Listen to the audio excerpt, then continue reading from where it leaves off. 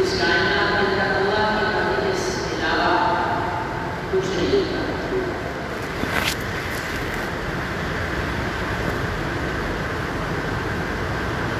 اس لیے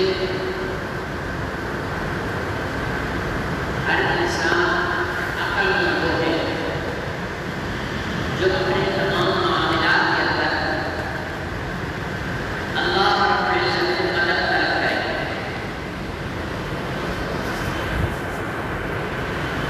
اس طرح معاشرے اور ماحول میں کہیں پر آدمی کسی مصیبت میں پھنس جاتا ہے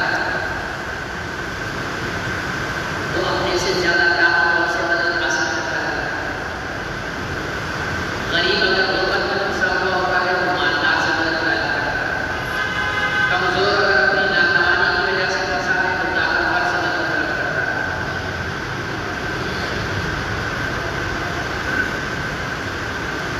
اسی طرح جب ایمان والا کسی بھی قسم کی پریشانی اور مصیبت میں گرفتار ہوتا ہے تو وہ اللہ سے مدد کرتا ہے.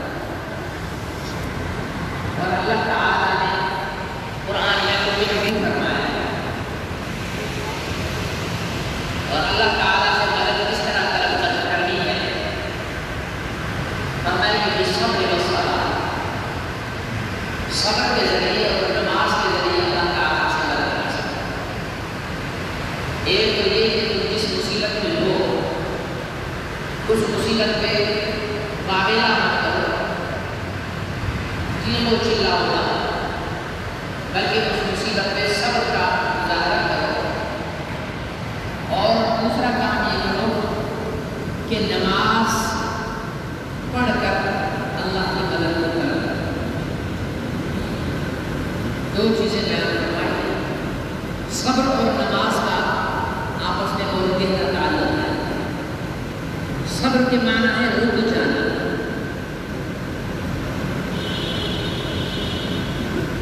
اور نماز کے اندر بہت اعلیٰ درجے کا صبر پایا جاتا ہے.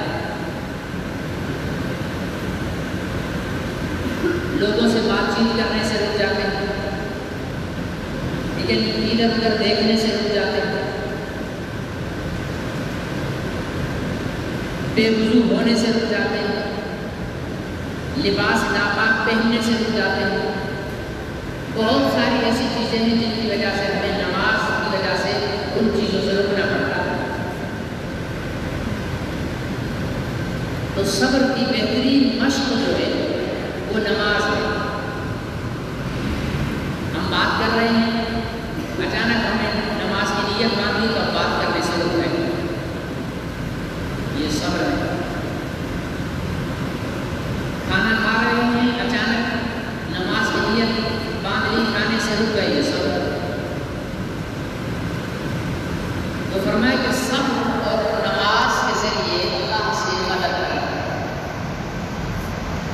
اور موجودہ دور میں مسلمانوں میں یہ دونوں چیزیں ختم ہو چکی ہیں. صبر بھی ختم ہو چکا ہے اور نماز ایک بہت بڑا طبقہ تو پڑھتا نہیں ہے، لیکن جو پڑھتا ہے ان کی نماز کا بھی حال پورا سارا ویسی نماز نہیں ہے جس سے ہم اللہ کی مدد طلب کر سکیں.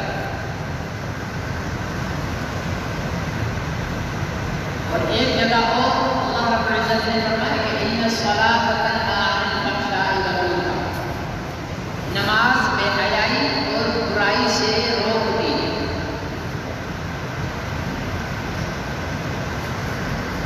لیکن ہماری نماز نہ تو اللہ کی مدد طلب کرنے کا ذریعہ ہے، نہ برائی اور بے حیائی سے روکنے کا ذریعہ ہے. نمازیں پڑھتے جا رہے ہیں، اللہ کی مدد نہیں آتی. نمازیں پڑھتے جا رہے ہیں، بے حیائی بھی کرتے جا رہے ہیں، نماز پڑھتے جا رہے ہیں اور برائی بھی کرتے جا رہے ہیں. زانی زنا بھی کرتا ہے، نماز بھی پڑھتا ہے، اس کی نماز اسے زنا سے نہیں روکتی. شرابی شراب بھی پیتا ہے، زنا نماز بھی پڑھتا ہے، اس کی نماز اس کی شراب سے نہیں روکتی. اور دھوکے باز دکاندار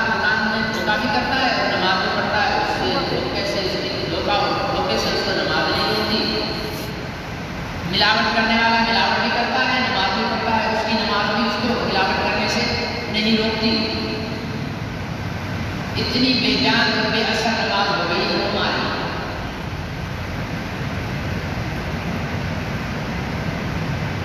اس لیے وہ نماز کی جو قوت جو اللہ کی مدد کو متوجہ کرنے والی ہے، یا وہ نماز کی طاقت اور وہ ضرور ہے نماز کی جو ہمیں برائی اور بے حیائی سے روکتی ہے، وہ ہمارے اپنی لاپرواہی کی وجہ سے ہوتی ہے۔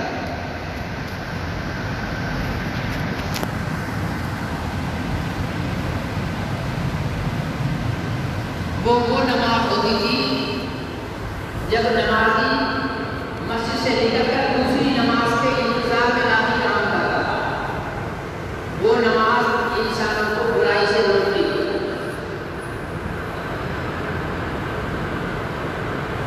وہ جو نماز اللہ کی مدد کو متوجہ کرنے والی ہے، وہ نماز ہے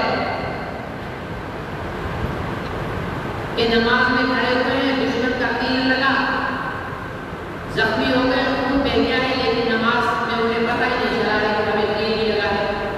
اتنی توجہ اللہ کی طرف ہے اس نماز میں۔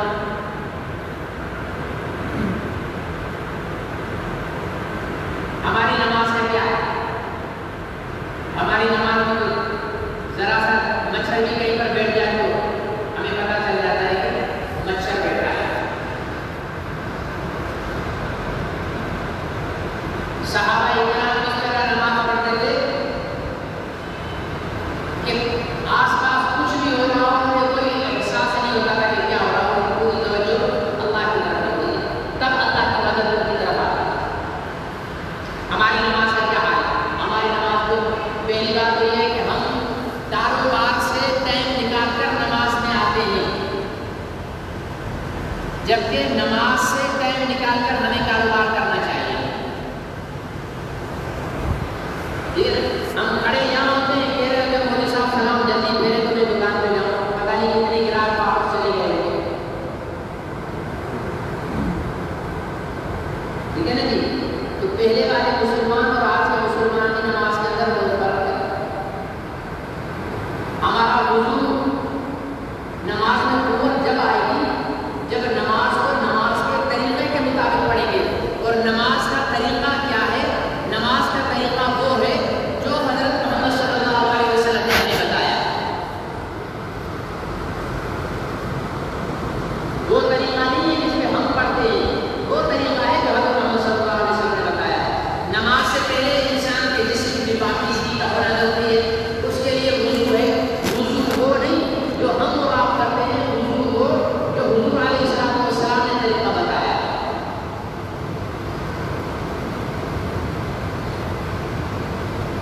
ہم میں سے باہر والوں کو تو چھوڑو، صرف بیٹے ہوں میں سے اگر ہم پوچھ لیں کہ بھائی تم میں سے وضو میں کون کون مسواک کرتا ہے، تو میرے خیال سے 4-5 آدمی اس پورے تو جو میں سے ملیں گے جو کہتے ہوئے کہ ہم وضو میں مسواک استعمال کرتے ہیں۔ حالانکہ حضور علیہ السلام نے فرمایا کہ جو بغیر مسواک کی نماز ہے اور مسواک والی نماز میں فرق ہے کہ مسواک والی نماز 70 نمازوں کے برابر ہوتی ہے۔ جو مسواک کر کے نماز پڑھے گا تو اسے 70 نمازوں کے برابر ثواب ملے گا، لیکن ہم نے نہیں کرنی ہے۔ ہاں ہم پتہ ہے یہ مسواک کب کریں گے؟ جب بینک والے کہیں گے کہ بھائی ہمارے گیٹ پر کھڑے ہو کر مسواک کرو، 1000 کا چیک دو، ہم 70,000 روپے دیں گے، سارے مسواک لے کر کھڑے ہوں گے بینک کے دروازے پر، کیونکہ اب 1000 روپے کے بدلے 70,000 روپے مل رہے ہیں نا۔ ثواب دکھنے میں تو نہیں نظر آتا ہے نا، دکھنے میں آتا ہے، نیکیاں دکھنے میں نظر آتی ہیں۔ آپ نے اپنی آنکھوں سے اپنا ثواب دیکھا ہے کبھی؟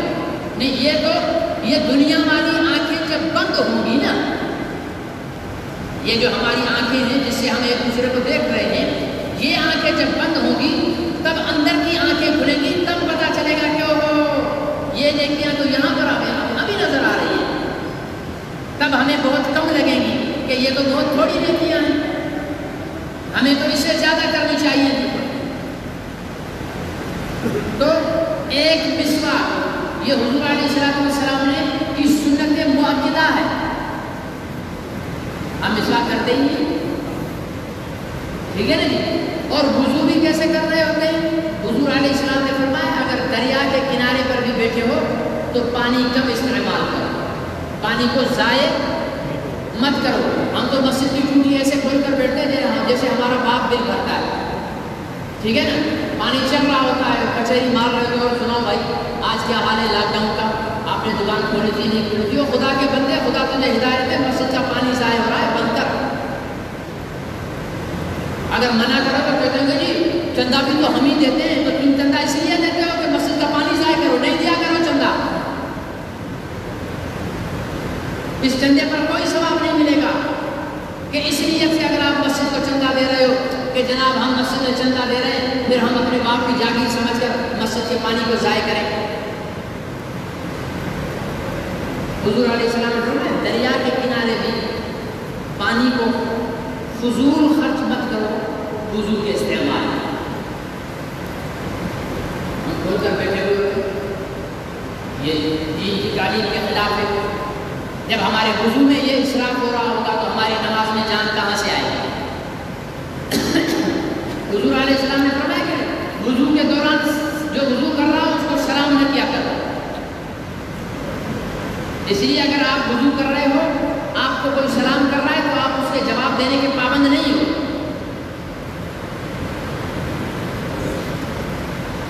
مطلب یہ ہے کہ سلام کرنا بھی منع ہے تو عام بات کرنا تو ویسے بھی منع ہونا چاہیے نا، سلام تو نیکی ہے۔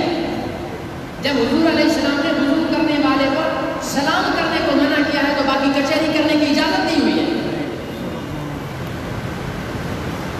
پوری اسٹاک مارکیٹ کے ریٹ جو ہے وہ بیٹھ کر مسجد کے وضو خانے میں طے کر لیں، تو یہ چیز سنت کے خلاف ہے۔ نماز کی بنیاد ہے وضو، جو وضو ہم سنت کے خلاف کر رہے ہوتے ہیں اور پتہ چل جائے کہ امام صاحب نماز شروع کر چکے ہیں پھر دیکھا کرو وضو کرنے والوں کی اسپیڈ کھڑے ہو گئے، اب نہیں نیت باندھ لی اس نے، اب حرام ہے کہ یہ نیت باندھ لے شریف انسان۔ اب بھائی کیوں نہیں پڑھ رہے، نماز تو چل رہی ہے نا، نیت باندھو جاؤ امام کے ساتھ، نہیں رکعت نکل گئی اب نیت کیا فائدہ، لا حول ولا قوت الا باللہ۔ ارے خدا کے بندے رکعت ہی نکل گئی ہے نا، امام رکوع سے اٹھ گیا، تم نیت باندھ لیتے یہاں پر تو اللہ اکبر کہہ دیتے، ایک اللہ اکبر کی نیکی، سجدے میں جانے کی، پھر سجدے میں 3 دفعہ سبحان ربی الاعلیٰ کہنے کی نیکی، پھر اللہ اکبر کہنے کی نیکی، پھر اللہ اکبر کہہ کر دوسرے سجدے میں جانے کی نیکی، پھر دوسرے سجدے کے 3 دفعہ یا 5 دفعہ یا 7 دفعہ جتنی دفعہ بھی آپ پڑھو سبحان ربی الاعلیٰ کہنے کی نیکی، پھر اللہ اکبر کہہ کر اٹھ کر کھڑے ہونے کی نیکی۔ یہ ساری نیکیاں آپ نے ایسے ہی چھوڑ دی۔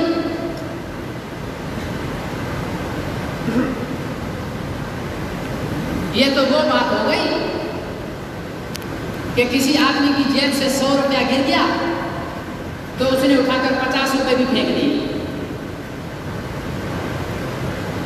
50 روپے بھی بے وقوفی کر بندی ہے، بولو بے وقوفی ہے نا۔ ارے 100 روپیہ گر گیا، جو 50 ہے وہ تو سنبھال لے، ارے رکعت نکل گئی، باقی جو تسبیحات اور اللہ اکبر کہنے کا ثواب ہے وہ تو لے لے، نہیں وہ نہیں لینا میں نے، کیونکہ میں نماز پڑھنے تھوڑی آتا ہوں، میں تو رکعتیں پوری کرنے آتا ہوں۔ کیا کرنے آتا ہوں میں؟ رکعتیں پوری کرنے آتا ہوں، نماز سے میرا کیا تعلق؟ میں نے دیکھا اچھا خاصے دیندار، ادھر محراب بنی ہوئی ہے، مونچھیں صاف ہیں، بڑی داڑھی ہے، تسبیح ہاتھ میں ہے، آ رہے ہیں خرامہ خرامہ، امام صاحب رکوع سے اٹھ کر کھڑے۔ ارے اللہ تمہیں جنت میں نصیب کرے، مرنے کے بعد تم شامل ہو جاؤ نماز میں اور بھاگے آئیں گے۔ حضور علیہ السلام نے مسجد میں بھاگنے سے، خاص طور پر نماز کی رکعت حاصل کرنے کے لیے بھاگنے سے سختی سے منع فرمایا۔ لیکن ہماری قوم ماشاءاللہ بہت جلدی ہے، کتنا بھی درس دے دو، کتنا بھی سمجھا دو، کتنے بھی مسئلے بتا دو، ان کو کرنا انہوں نے اپنے من کا، ٹھیک ہے نا؟ مولوی کون ہوتا ہے ہمیں سمجھانے والا؟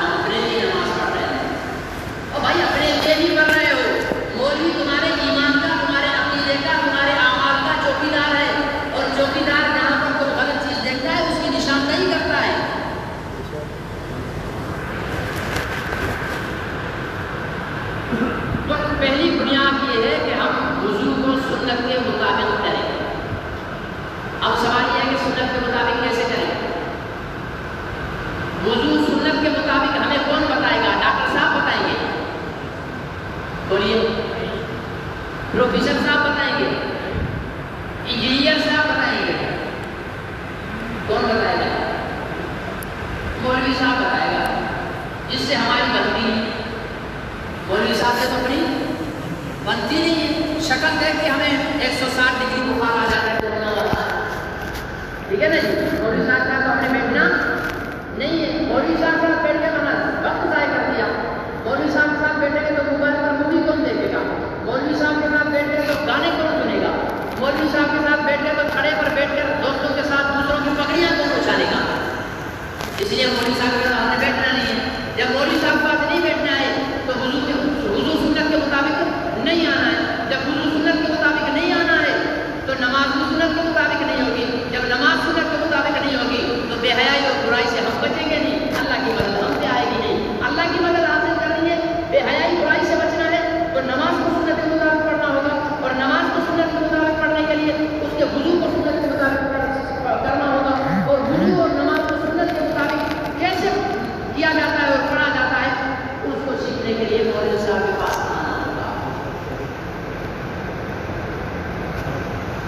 ہماری پریشانی کا حل گھوم پھر کر واپس مولوی صاحب کے پاس ہی آئے گا. اس لیے دین سیکھو. یہ ایک مسلمان ٹھیلا بھی لگاتا ہے نا تو ٹھیلا لگانے سے پہلے دوسرے ٹھیلے والوں سے مشورہ کر کے تھوڑا کام سیکھتا ہے. یا کسی ٹھیلے والے دوست کے پاس 4 دن بیٹھتا ہے کہ دیکھیں یہ بارگیننگ کیسے کر رہا ہے، پھل کیسے بیچ رہا ہے، سبزی کیسے بیچ رہا ہے. ایسا ہے یا نہیں ہے؟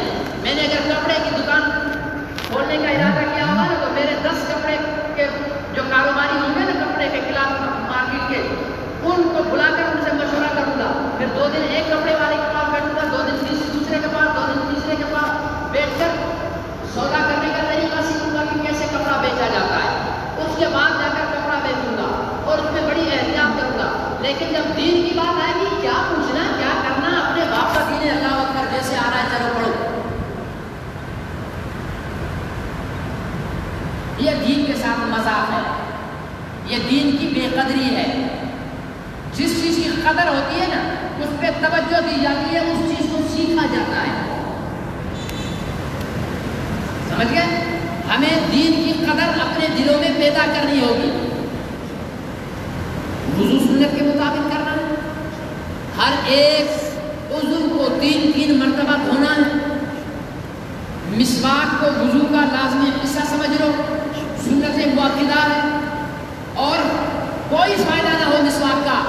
حضور علیہ السلام نے فرمایا کہ جو مسواک پابندی سے کرتا ہے اسے مرتے وقت کلمہ نصیب ہوگا.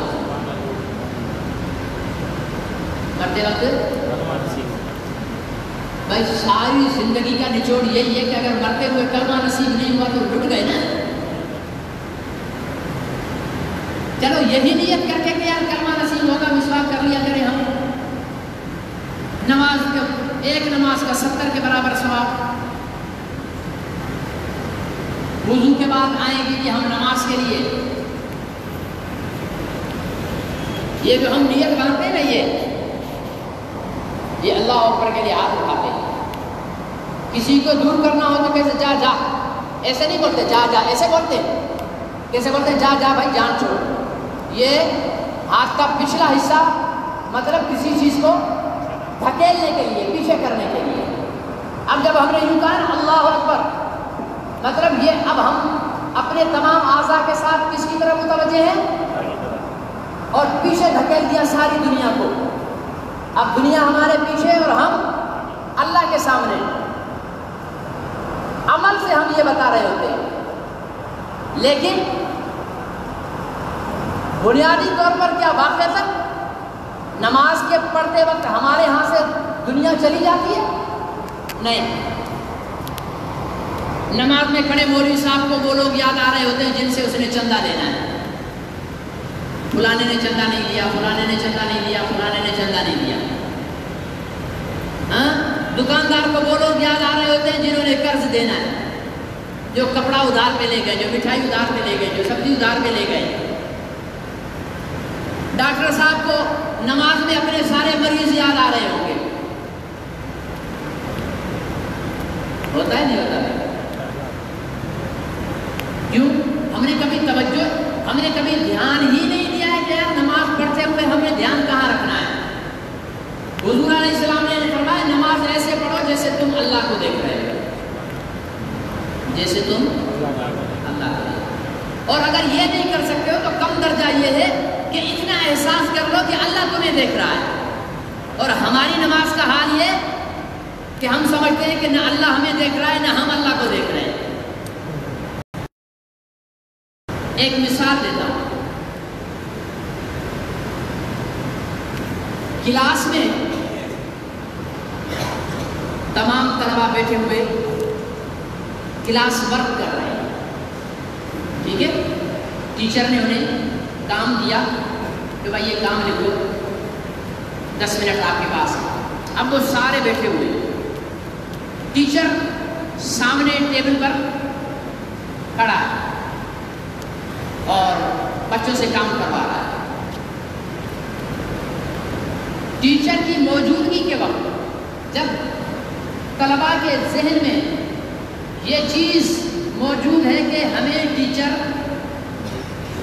دیکھ رہے ہیں، ہمیں ٹیچر دیکھ رہے ہیں اور ہم بھی ٹیچر کو دیکھ رہے ہیں، سامنے ٹیچر بھی ہے اور ہم بھی ہیں، تو اس وقت کام کرنے میں مکمل توجہ اور یکسوئی ہوگی یا نہیں؟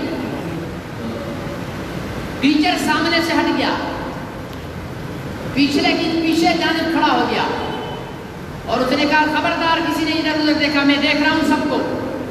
اب بھی کام میں یکسوئی وہی ہوگی، ٹھیک ہے. اور جہاں ٹیچر کلاس سے نکلا اس کے بعد کلاس کا کیا حال ہوگا؟ شور، ادھر ادھر کی باتیں، ایک دوسرے سے پوچھنا، ٹھیک ہے نا. مطلب یہ ہوا کہ حضور علیہ السلام نے کیوں فرمایا کہ اتنا استحضار کر لو کہ اللہ تمہیں دیکھ رہے ہیں. انسان کی فطرت میں یہ چیز موجود ہے کہ جب اپنے سے بڑے، اپنے حاکم، اپنے سے بالا کے بارے میں اسے علم ہو جائے کہ وہ مجھے دیکھ رہا ہے تو حرکات سکنات کے اندر وہ ایک آداب کا پابند بن جاتا ہے، ٹھیک ہے، حیت اور ایک خاص پوزیشن کا پابند بن جاتا ہے. لیکن جب اسے احساس ہو جائے کہ میرا بالا، میرا سربراہ یا میرا جو ہے بادشاہ وہ مجھے نہیں دیکھ رہا، تب اس کی کیفیت اور ہو جاتی ہے. تو حضور علیہ السلام نے فرمایا کہ جب تم اپنے دل میں اس چیز کا خیال بٹھا لو گے کہ ہمیں اللہ دیکھ رہے ہیں، ہمیں اللہ دیکھ رہے ہیں، تو تب نماز پڑھتے ہوئے مولوی صاحب کو چندہ دینے والے کا خیال نہیں آئے گا، تب کپڑے والے کو اپنے گاہک کا خیال نہیں آئے گا، تب ٹیچر کو ٹیوشن پڑھنے والے اپنے اسٹوڈنٹ کا خیال نہیں آئے گا، تب ڈاکٹر کو اپنے مریض کا خیال نہیں آئے گا. کیوں؟ کہ ہمیں معلوم ہے کہ اللہ ہمیں دیکھ رہا ہے. اچھا، جو دنیا کا ٹیچر ہے وہ جب طلباء کو دیکھ رہا ہے تو ان کی ظاہری حرکات کو دیکھ رہا ہے، ان کی ظاہری حرکات کو دیکھ رہا ہے. اندر میں وہ بھلے ٹیچر کو گالی بھی دے رہا ہو تو ٹیچر سن نہیں سکتا، اسے معلوم نہیں ہو سکتا. ٹیچر اتنے عہدے کا مالک ہے کہ وہ ظاہری طور پر کنٹرول اور نظر رکھ سکتا ہے، لیکن میرے اللہ وہ مالک الملک ہیں، وہ قادر مطلق ہیں، جو صرف ہمارے ظاہر کو نہیں بلکہ ہمارے باطن کو بھی دیکھ رہے ہوتے ہیں. کہ یہ جو صوفی صاحب ہاتھ باندھ کر کمر جھکائے، نظریں جھکائے، نیچے نظر کیے، سبحانک اللہم اور سورہ فاتحہ اتنے آرام سے پڑھ رہا ہے، یہ ظاہر میں تو پڑھ رہا ہے لیکن اس کے دماغ میں دنیا کا طوفان مچا ہوا ہے. اللہ ہمارے دماغ کو بھی پڑھ رہے ہوتے ہیں، ہمارے دل کو بھی پڑھ رہے ہوتے ہیں. اس لیے اللہ کے ساتھ چیٹنگ نہیں ہو سکتی ہے کہ ہم دنیا کو دکھانے کے لیے جھک گئے تو مطلب خشوع خضوع آ گیا. نہیں، خشوع خضوع تو اللہ نے دیکھنا ہے نا. اس لیے اللہ کو خشوع خضوع دکھانے کے لیے ہمیں اپنے دل سے دنیا کو دھکیلنا ہوگا، تمام خیالات کو دھکیلنا ہوگا، تمام تصورات کو پھینکنا ہوگا اور مکمل توجہ اللہ کی طرف کرنی ہوگی. یہ وہ نماز ہوگی جو ہمیں بے حیائی اور برائی سے بھی روکے گی، اور یہ وہ نماز ہوگی جو اللہ کی مدد کو بھی ہم تک لائے گی. ہمارے ہاں یہ نماز بہت ہی کم ہے. کوئی خوش نصیب ہو جسے یہ نماز نصیب ہو. ہماری نمازوں کا تو حال یہ ہوتا ہے کہ نماز پڑھ رہے ہوتے ہیں دھیان برابر والے کی طرف ہوتا ہے کہ پانچیں اوپر ہیں نیچے ہیں, سر پہ ٹوپی پہنی ہوئی ہے نہیں پہنی ہوئی ہے, ٹھیک ہے نا. سلام پھیرتے ہی پھر اس کو مسئلہ سمجھا رہے ہوتے ہیں, بھائی نماز میں پانچیں اوپر کرنا نیچے کرنا حرام ہے. اور صوفی صاحب نماز میں پانچیں نیچے کرنا حرام ہے لیکن نماز میں دوسرے کی نماز پر دھیان کرنا حلال ہے. تو جو ساری نماز میں برابر والے پر دھیان کرتا پھر رہا تھا وہ حلال تھا, یہ کون سی نماز ہوئی؟ اور پھر حضور علیہ السلام نے فرمایا نماز کو جماعت کے ساتھ پڑھو. کس کے ساتھ پڑھو؟ جماعت کے ساتھ.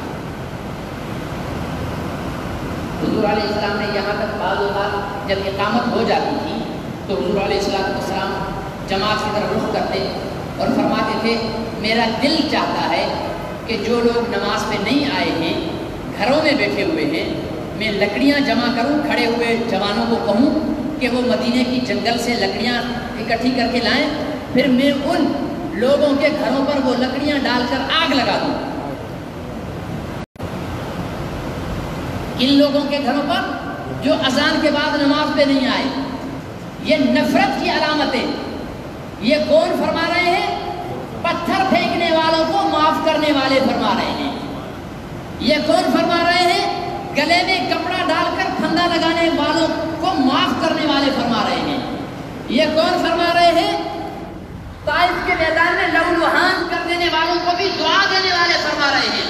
یا تو اتنے رحمت للعالمین ہیں کہ تشدد کرنے والے, ظلم کرنے والے ان پر غالب آ کر معاف کر دیا, لیکن یا پھر اتنی نفرت کر رہے ہیں اس انسان سے جو اذان کے بعد مسجد میں نہیں آیا. فرمایا کہ میرا دل چاہتا ہے کہ میں سب میں کھڑے ہوئے نوجوانوں سے کہوں کہ مدینے کے جنگل سے لکڑیاں جمع کر کے لائیں, میں یہ لکڑیاں ان کے گھروں پر ڈال کر چلا. اس لیے نمازیں جماعت کے ساتھ پڑھو, بغیر جماعت کے نہیں. ایسا وقت میں لیٹ فیس بل میں کتنی ہوتی ہے؟ 2% پتہ نہیں 3% لگاتے ہیں چارجز بجلی گیس کے بل پر, ٹھیک ہے نا جی. تو ہم تاریخ گزرنے سے پہلے بل کیوں بھرواتے ہیں؟ وہ لیٹ فیس سے بچ جائیں, ٹھیک ہے نا, لیٹ فیس سے بچ جائیں. جس طرح اس پر بل پر اسی طرح جماعت سے ہٹ کر بغیر عذر کے بغیر جماعت کے نماز پڑھنے والے کی بھی اللہ کے ہاں جرمانہ ہے. اس سے بچنے کے لیے ہمیں جماعت کے ساتھ نماز پڑھنی ہے, لیکن اس کی پرواہ 50 روپے بل پہ چارجز ہو جائے یہ قبول نہیں ہے. اللہ کے چارجز ہوتے نہیں, کوئی پتہ نہیں. اور پھر حضور علیہ السلام نے فرمایا کہ نماز کی جو ظاہری ہماری نمازوں میں جو جماعتوں میں جو ظاہری غلطیاں ہیں جس کی طرف ہم لوگ دھیان نہیں دیتے ہیں, کہ میں ان کی نشاندہی کر رہا ہوں. آج کل تو کرونا کی برکت سے ہم لوگ ویسے ہی صفیں پھٹی صفوں میں نمازیں پڑھ رہے ہیں, ٹھیک ہے نا بھائی. کیا کر رہے ہیں؟ پھٹی صفوں میں نمازیں پڑھ رہے ہیں. یہ سنت کے خلاف ہے, لیکن چونکہ علماء کرام نے فتویٰ کیا ہے, انہوں نے حکومت کے ساتھ ایک معاہدہ کیا ہوا ہے, تو ہم نے اپنے علماء کی بات کو مان کر ان کی لاج رکھنی ہے, تاکہ حکمرانوں کو یہ محسوس ہو کہ پاکستان کا عوام اپنے علماء کی بات مانتا ہے. ابھی پچھلے دنوں فواد چودھری صاحب 2 دن پہلے ہی بتا گئے تھے کہ چاند جو ہے وہ ہفتے کو ہو جائے گا, ٹھیک ہے نا, اور ہو بھی گیا تھا. لیکن آپ نے کب ہونا مانا؟ جب علماء نے اعلان کیا. چودھری صاحب کے کہنے پر مان لیا تھا جی؟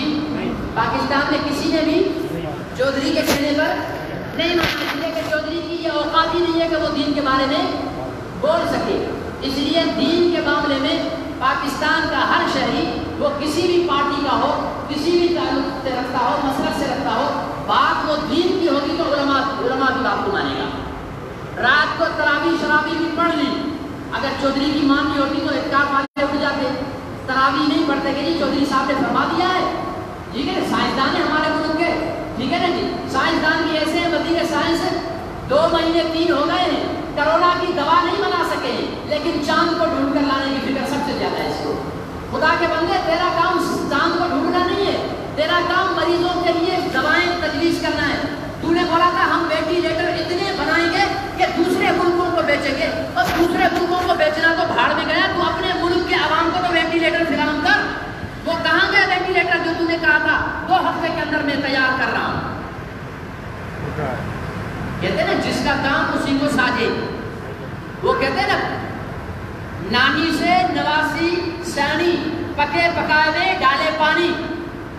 تو نواسی نانی سے سیانی نہیں ہو سکتی ہے. موچی کا کام موچی کرے گا, ڈاکٹر کا کام ڈاکٹر کرے گا. اگر آپ نے ڈاکٹری کا کام مولوی صاحب سے لیا تو مرنے شروع ہو جاؤ گے. صحیح ہے یا غلط ہے؟ اور اگر ڈاکٹر سے نماز پڑھواؤ گے تو نماز غلط ہو جائے گی. جس کا کام ہے اسی کو کرنے دو. وزیر سائنس صاحب, آپ کا کام چاند دیکھنا نہیں ہے, آپ کا کام ہے ملک کی حالات کے مطابق جن چیزوں کی ضرورت ہے سائنس کی روشنی میں وہ چیزیں مہیا کر کے دیں.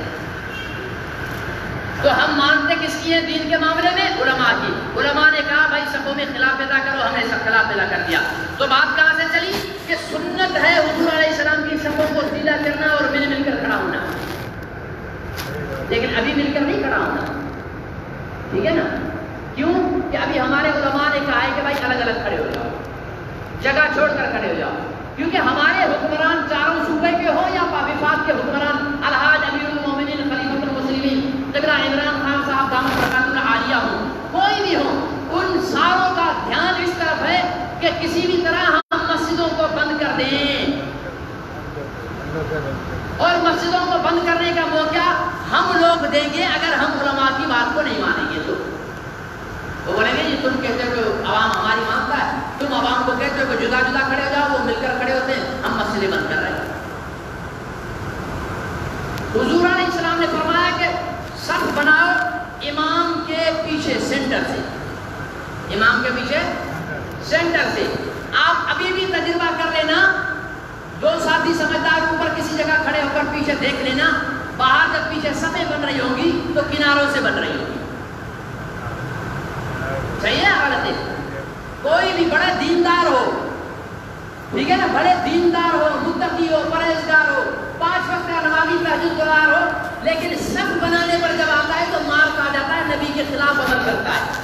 وہ کیا کرتا ہے, وہ سینٹر میں نہیں کھڑا ہوتا, وہ سائڈ میں کھڑا ہو جاتا ہے. بھائی سائڈ میں کیوں کھڑا ہوا ہے؟ سلام پھیر کر بھاگنے کی جلدی. اور جس نماز میں تجھے سلام پھیر کر بھاگنے کی جلدی ہے وہ نماز تجھے بے حیائی سے کیا بچائے گی؟ جس نماز کے لیے تجھے مسجد میں کانٹے لگ رہے ہیں وہ نماز تجھے بے حیائی برائی سے کیا بچائے گی؟ اور جو نماز تیرے لیے کوفت بنی ہوئی ہے, سر کا درد بنی ہوئی ہے, بوجھ اتارنے کے لیے تو مسجد میں آ رہا ہے, وہ نماز اللہ کی مدد کو ہماری طرف کہاں سے متوجہ کرے گی؟ شکوہ پھر ہم اللہ سے کرتے ہیں کہ یا اللہ ہم نماز تو پڑھتے ہیں 5 ٹائم کی, ہم وضو بھی کرتے ہیں 5 ٹائم کا, سب کچھ کرتے ہیں, لیکن پھر بھی تو ہم سے راضی نہیں ہوتا. کہاں سے راضی ہو؟ اپنے گریبان میں جھانک کر تو دیکھو تمہاری نماز کی ویلیو کیا ہے. تم نے نماز کو نماز بنا کر سوچا ہے؟ نماز وہ ہے کہ جب نماز پڑھنے آؤ تو دنیا کو چھوڑ کر آؤ, اور جب نماز پڑھ کر جاؤ تو نماز اور مسجد سے ٹائم لے کر دنیا میں کاروبار کرنے کے لیے جاؤ. ہم تو کاروبار سے ٹائم لے کر مسجد میں آتے ہیں, دکان پہ بیٹھے ہوتے ہیں. ابھی تو مولوی صاحب مسجد میں نہیں پہنچے ہوں گے, ابھی تو مولوی صاحب ابھی تکبیر ہو رہی ہوگی, ابھی دوسری رکعت ہو رہی ہوگی, ابھی تیسری رکعت, چلو اٹھو جی بھاگو. اب بھاگ رہے ہیں تیسری رکعت کے ٹائم پہ, اور نماز بڑے دینداروں کو دیکھا میں نے وضو کر رہے تھے, آخری رکعت میں آ کر پہنچ رہے. یہ ہماری نمازوں کا حال ہے. کہتے ہیں کہ اللہ تعالیٰ تو ہمیں معافی نہیں کرتے. کہاں سے معاف کریں؟ شکل تو بناؤ معافی مانگنے والی, اللہ کو راضی کرنے والی. تو اپنی نمازوں کو درست کرو گے. صفیں کہاں سے بنانی ہے؟ سینٹر سے بنانی ہے یا کناروں سے بنانی ہے؟ سینٹر سے بنانی ہے. اللہ تعالیٰ ہمیں توفیق دے. اب جس طرح آپ حضرات بیٹھے ہو اس طرح نہیں بیٹھیں گے. جن مسلوں پر نشان لگے ہوئے ہیں سب صرف اڑی مسلوں پر بنے گی, اور اسی پر نمازی کھڑے ہوں گے. سنتیں پڑھیں.